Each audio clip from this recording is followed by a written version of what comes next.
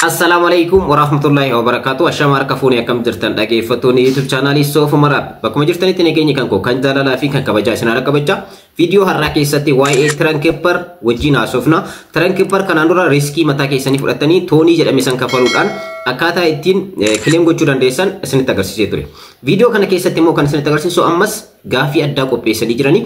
Trankepper wallet irratti doolaara hojjetan san galfachuudhaaf KYC sin gaafata jechaa jiru. Egaa kana qofa osoo hin taane toonii illee sin gaafata jechaa jiru. Wanti kun hangam dhugaadha kan jedhu kanaan dura parsantii 50 isiniin jechaa ture. Sababni isaas iskaamaras ta'uu danda'a, akkanumallee dhugaallee ta'uu danda'a, kafaluus danda'a waan jedhu riskii mataa keessanii fudhattanii akkaataa ittiin baafachuu dandeessan isinitti agarsiisaa ture. Har'a immoo iskaamara ta'uu isaanii kan agarsiisu wantoota baay'ee ifa godhaa jiru. So kanas adda baasee kan isiniif ibsu ta'a. Ammas riskii inni fudhanna warroonni jettan riskii mataa keessanii fudhattanii KYC keessan on godhattanii gara wallet keessanitti baafachuu dandeessan.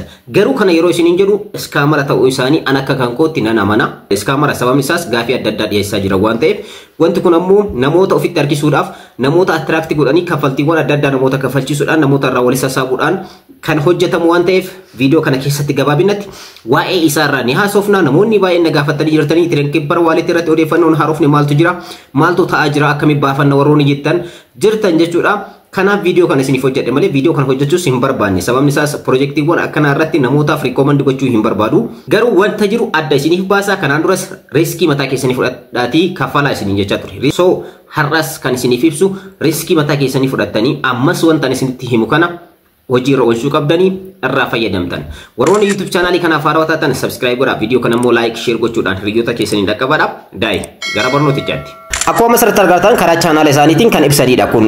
Akkuma asirratti argitan USDT distribution jedhanii egaa namootaaf hiruu USDT keessan jalqabnee jirra jedhanii it is time USDT distribution begins jedha. Egaa namootaaf hiruu jalqabnee jirra jedhanii asirratti beeksisanii jiranii kun kan turu jechuudha. Namootaaf doolaara kan adda hiruu kan turu guyyaa 10 jedhaniiti kan asirratti beeksisan. Egaa kana gochuudhaaf immoo get verified get rewarded jedha.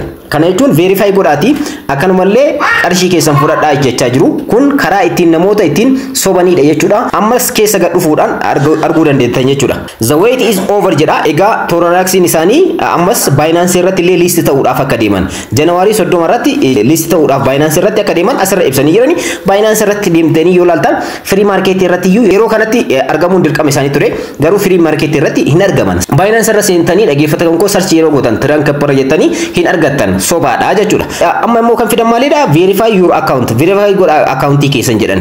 Ergasii immoo gara nagaa dhufaadha. Ergasii immoo claim period extended jedhanii haala kana fidanii jiranii. Egaa ergasii immoo final call to claim your USDT. Egaa guyyaadhuma claim itti gootanii USDT keessanidha jedhanii asirratti fidanii jiran. Wantoota lama raawwachuu qabdanii jedhan. Claim gootanii baafachuudhaaf ammas ilaalaadha sirriitti. Wantoota lama gochuu qabdan ammas irra deebiidhaan. Kanaan dura kaffaltii kafallee jira. Claim gochuudhaaf kanaan dura toonii nu gaafataa turan. Toonii tokko tuqaa 5 godhaa turanii. Ergasii immoo gara toonii tokkotti buusanii. Ergasii immoo gara toonii duwwaa tuqaa 5tti buusanii. Akkas jecha gabbaa dhufe jechuudha. Toonii lamallee yeroo gaafatan jiran. Amma immoo wanta addaa fidan. This is your last chance to grab up your USDT before the doors close. Close odun ta'in chaansiin keessan kun kan dhumaatti ammas. Kanaafiyyuu active now. Active ta'a. Active akkaataan ittiin taatan immoo claim your USDT. USDT keessan baafadhaa karaa ittiin nama sobanidha. Ergasii immoo submit your verification. Verification keessan submit godhadhaa yookaan immoo verify godhadhaa isiniin jedhan. Kanas ammas kanaan duras verify godhaati jechaa turan ammas irra deebanii isuma kana ibsan. Gara bootii isaaniitti immoo haa deemnu mee haa ilaallu. Bootii isaanii irratti maaltu jira kan jedhu haa ilaallu. Feekiidha wanni ani isiniif jedhuuf kanaafi Trankepper walletiin yeroo ammaa kana feekiidha.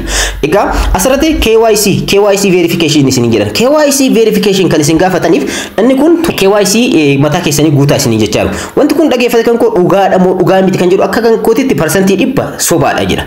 Garuu dhugaas ta'uu danda'a hin beekamu. Sababni isaas isaan step ittiin deemaa jiran amma KYC keessan verification godhaa verify godhaa jedhan. Ergasii immoo verify gochuudhaaf yookaan doolaara asirra hojjetan kana baafachuudhaaf wantoota kanneen isin gaafata jedhu. Ammas select your country biyya keessan select godhaadha. Dokumentii keessan asirra galchaadha. Dokumentii keessan jechuun yaa'u KYC dhaaf dokumentiin barbaachisu baay'een keessan beektanii paaspoortii, international license akkanumallee dhaggeeffate kan koo international ID fi akkanumallee kanneen kana fakkaatanidha jechuudha baay'een keessan beektan. So wantoota kanneen lamaan erga guuttanii booda toonii tokko isin gaafannaa jedhan ammas laala. KYC keessan yookaan immoo identity keessan verify gochuudhaaf ammas toonii nu gaafachaa jiru. Kanaan duras kileen gootanii baafachuudhaaf toonii isin gaafannaa jedhan. Ammas KYC keessan ol godhachuudhaaf toonii isin gaafannaa jedhan. Kanaafiyyuu doolaarri kanaan dura walitti sassaabachaa turre isa feekii ture jechuudha. Kan ittiin nu sobanidha jechuudha. So doolaara sanneen nu mul'isanii doolaara san nu baafachuudhaaf toonii adda addaa akka kafallu steepii adda addaatiin karaa adda addaatiin fidaa jiranii jechuudha. Kanarratti amma mee haa ilaallu. Choose your country ka jedhu kanarra kilik gootanii biyya keessan bee select haa gootan. Fakkeenyaaf biyya kiyya select haa godhu. Fakkeenyaaf Itoophiyaa jedhee haa filadhu. Itoophiyaadha. Okay. Itoophiyaadha. Biyya natti argamu. Isti. Ergasii immoo dokumentii keessan jedhan. Isti dokumentii kan koo immoo select haa godhu. Eshi international ID tujura, passport tujura, driver license tujura, resident permit tujura. So kanneen keessaa isin passport fudhachuu dandeessanii driver license ta'uu danda'a. An ID kan koo filadhee jira. Okay eshi. Ergasii immoo asirra galchaa jedhan kan ID keessanii suuraa keessan asirra galchaa jedhan. Okay suuraa kan koollee asirratti haa galchu. Okay akkuma asirratti argattan suuraa kan dokumentii kan koollee asirratti galchee jira. Akkuma asirratti argattan biyya kan koo Itoophiyaadha filadhee dokumentii kan koollee international ID dha. Ergasii immoo request verification kan jedhu kanarratti kilik godha. Ammas maal jedhaa jiru toonii kafaluu qabda. Pay fee with jedha. Kanaaf KYC kanaafillee maal na gaafachaa jiru toonii tokko na gaafataa jira jechuudha. Ammaan boodas riskii maal qaba baafachuudhaaf kan jedhu sobaadha. So kanaafiyyuu isa kanarraa of eeggadhaadha. Warroonni kafaluu barbaadan riskii mataa keessanii fudhatanii toonii tokko kana kafaluu barbaadan asirra kilik gootanii waaletii keessanii wal quunnamsiiftanii ergasii immoo top up kan jedhu kanatti argama. Ammas akkuma jalqabaa sanitti hatuudhaaf deemaa jiranii jechuudha. Wanti kun feekiidha jedhee waan yaaduuf ammas gara waaletii keessanitti isin fudhatanii waaletii keessanirraa kaffaltii toonii san kafaluudhaan baafachuu dandeessan jechaa jiru. So inni kun feekiidha jedhee amanaan isa riskii mataa keessanii fudhatanii baafachuu dandeessanii information itti rankeepparii waaleetiidhaan wal qabatee jiru kana fakkaataa akka irraa fayyadamtan abdiin qaba. Egaa dhaggeeffata kan koo badhaasa tokko qopheessinee jirra. Egaa YouTube channeliin kun akkuma kanaan dura isiniif ibsaa ture teknooloojiidhaan kan wal qabateedha. Yeroo dheeraadhaaf kan isiniif hojjechaa turre. Amma immoo wantoota itti dabalamantu jiranii. Wantoota kana immoo gara hojiitti seenuudhaaf guyyoota muraasatti nuuf jechuudha. Tokkoffaa reaction videodha. Reaction videoowwan adda addaa YouTube channelii kanarratti hojjechuudhaaf qophii keenya xumurree jirra. Videoowwan isin gammachiisan kan isin bashannansiisan akkanumallee kan irraa barattan kan irraa barachuu qabdan kan social media kanarratti adeemsifaman gabaabinaan itti kolfina ni taphanna ni kolfina jechuudha. Egaa asirratti kutaa of danda'eedha reaction videoon kan qophaa'ee dhiyaataa jiru. So kana wal qabatee dhaggeeffata kan koo warroonni intro qopheessuu dandeessan asirratti fayyadamuu dandeessanii badhaasa addaati kan qophaa'e namni intro reaction videoodhaaf YouTube channelii kan keenya ni beektanii baay'ee keessan Soofumar appiidha. Isa kanaan intro bareedaa ta'e kan reaction videoodhaaf ta'uu danda'u kan waa'ee YouTube channelii kana ibsuu danda'u gabaabinaan sekendii 15 gad kan ta'e intro qulqullinaan qopheessuu warroonni dandeettan dhaggeeffata kan koo qopheessitanii ergasii immoo qarshii badhaasaa isin qopheessinee jirra. Qarshii badhaasaa kun dhaggeeffata kan koo $15 dha jechuudha. $15 kan argachuudhaaf salphamatti intro reaction videoodhaaf nuuf ta'u jechuudha. Yeroo baay'ee biiziidha an intro hojjechuudhaaf yookaan wantoota adda addaa hojjechuudhaaf xiqqoo isaatiin qabu waan ta'eef so $15 kana isiniif qopheessinee jirra.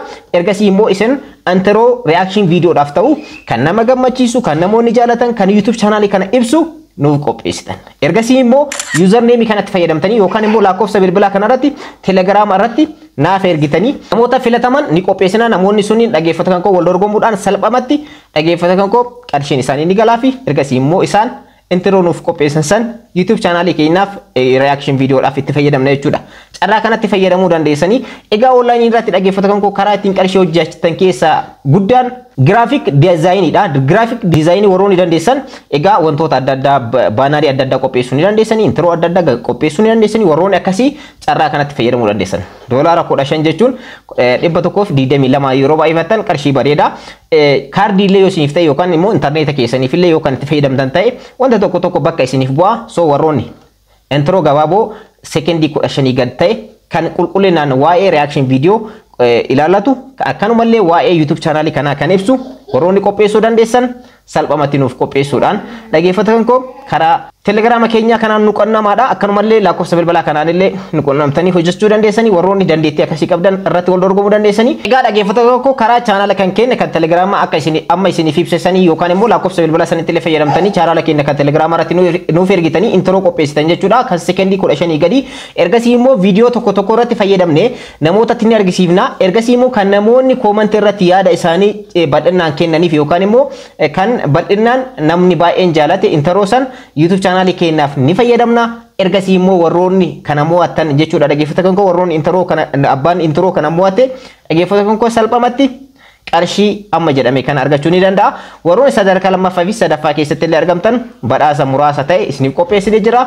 Irraa fayyadamaa isinii jechuu barbaada. Egaa xumura irratti wanti isiniif ibsaa ture dhaggeeffate kan Tiraankippar Waaleet irratti ammaan booda toonii jedhame kana akka hin kafalle riikoomand isiniif godha. Sababni isaas iskaamaroota. Sababni isaas wantoonni isaan gaafatan sadarkaadhaan qarshiidha, doolaara, tooniidha. So kanaafiyyuu wanti USDtiin achirra kaayan namoonni 2000 hojjetan jiran 500 600 hojjetan jiranii. So kun kan kennan kan feekiiti malee isa dhugaati jedhee hin amanu waan ta'eef ammaan booda KYC keessanillee oniin godhatinaadha. Akkanumallee dhaggeeffate kan toonii jedhame sanillee hin kafalannaadha. Asinitti haafu isinii jechuu barbaada. Viidiyoo gabaabduu kana keessatti waa'ee Tiraankippar guutumaan guututti xumuree jira jedhee yaada. Akka irraa fayyadamtan abdiin qaba. Yeroo biraa information babbareedduu akkana kanaan isiniin dhaqqaba. Informationoonni kee yeroo eeggataa hin jiru warroonni naan jettan xiqqoosi rakkoo hojiitiin wal qabateeti waan ta'eef yeroo itti aanuuf wantoota kanneen sirreessinee information airdrop adda addaa irra jiru kana yeroodhaan kan isiniin dhaqqabu ta'a. Viidiyoo kan koo kanarraa asirra xumuree jira. Obboleewwan yeroo jalqabaate gara YouTube chaanaalii kanaatti dhuftan subscribe, like, share gochuun irraanfatenaadha. Yeroo biraa viidiyoo biraatti wal argina. Ciao.